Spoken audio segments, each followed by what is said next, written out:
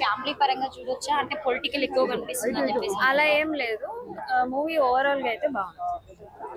అంటే బేసిక్ గా ఇప్పుడు మనకి ఎక్కువ రెగ్యులర్ గా కనిపించేటువంటి అంజలి వేరు ఈ మూవీలో అంజలిని వేరే చూపించడం జరిగింది అంటే మీ రియాక్షన్ ఎలా అనిపించింది? యా లైక్ తను ఇంత బాగా చేస్తుందని అయితే అనుకోలేదు. అంజలి చాలా బాగా అంటే మమ్మీ క్యారెక్టర్ అనేది రిసీవ్ చేసుకోవడం చాలా కష్టం. క్లీన్ గా ఉన్నటువంటి ఎవర్ గ్రీన్ లేదు. శంకర్ గురించి మీకు తెలిసిందే కదా, సో ఎంత యంగ్ గా ఉన్నా సరే ఓల్డ్ క్యారెక్టర్స్ కి బాగా చేస్తారు. మొత్తానికి శంకర్ గారు న్యాయం చేసిందా?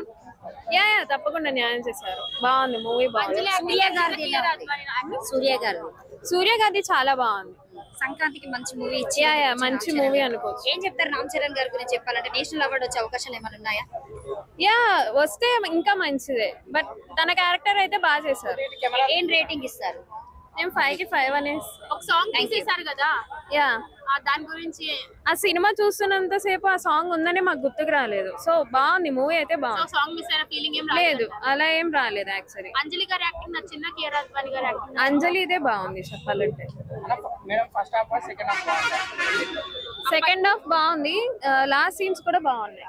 అప్పన్న క్యారెక్టర్ కొత్త అప్పన్న క్యారెక్టర్ అనే చెప్తున్నాను. బెస్ట్ ఏదనిపించింది మొత్తం మూవీలో మిక్సింగ్ అని? యా ప్రతి సీన్స్ బాగున్నాయి, అలానేం లేదు, మొత్తం సినిమా అయితే బాగుంది. So cost